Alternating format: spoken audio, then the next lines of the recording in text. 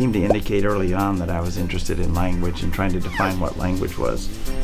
And I took Spanish as a minor in college and then became a major so I could get a job teaching Spanish. So English, Spanish, communicating with language, playing with dialects.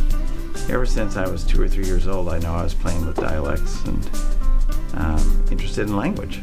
That interest to do what you do without any conscious effort on my part through my work and what I do for a living, which is trying to persuade teachers and administrators and inform teachers and administrators and inspire teachers and administrators to do a better job for kids, close the achievement gap, do business differently, leave nobody behind.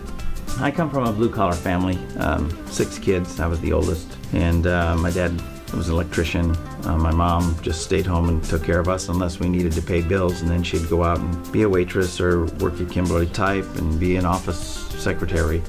So she just always said, you know, you just got to fake it. You learn as much as you can, and then you fake it, and then you get in and get better. And so that was a kind of a lesson from her that I learned. I worked hard. I was never able to travel to another country to learn Spanish. I didn't have a Spanish-speaking girlfriend or anything, but I did work hard, and I found out that it is possible to become fluent in Spanish, very much like a native speaker, both as a teenager, young adult, and now as an educated adult, that I can hold my own with other educated Spanish speakers, and I did it virtually in this country. Que yo guardo tu sabor, pero tú llevas también sabor a mí. They say it takes about 10 years of deliberate practice to really get world class at something. And I think I put in my 10 years and 10,000 hours, about 10 years and 10,000 hours in Spanish. I've tried to do it on the guitar.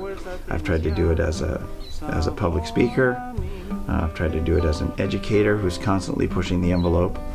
But this little tidbit of information, 10,000 hours of deliberate practice, and you can be world-class at anything you choose. It doesn't matter if you have talent or not. All you have to have is interest and passion. To be a human being, you've got to be interested in something, positive or negative. That, I think, is the engine of your life. If you can find something you're interested in, and if you're not interested in anything, your job is to find it. Now, I ask teachers to help kids find it. We want kids to do a lot of pleasure reading in school, and people say, well, some kids just won't read. They don't read books. They don't like to read. Every kid likes to read if they find something interesting. If you're interested in pit bulls, find something out about pit bulls. Find a book on it. Find a magazine. If you're interested in baseball, you're interested in music, you're interested in horses, you're interested in dinosaurs, space, camping, whatever you're interested in, there's material on it to read. And that's the engine of your life. I've always loved animals, and I kind of got interested in horses very late in life.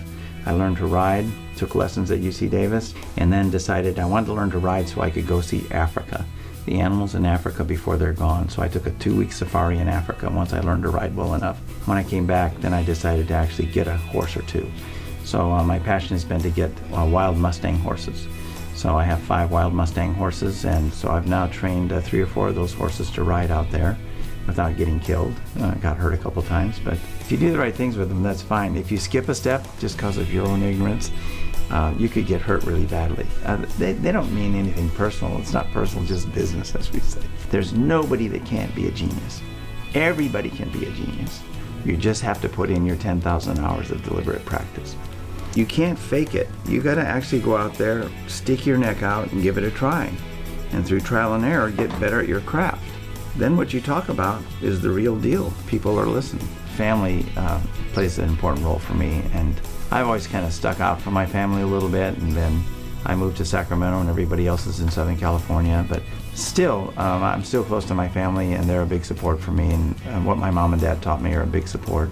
And of course my colleagues that I have, especially today, and my friends. You gotta have friends. You don't have to have a lot of friends. You don't have to have 50 friends. You don't have to have Facebook friends, you know, by the dozens. You need 3, 4, 5 really good friends, and I thank them every day. I'm the most blessed person on the planet of the earth, because I've had a great family, and I've had really good friends, and I've had the chance to work at my passions. And in the United States, in this country, if you put those things together, it will pay off for you. You can have a decent life where you're fairly comfortable and you've made a contribution. I think you should enjoy yourself, but at the same time, make the world a better place.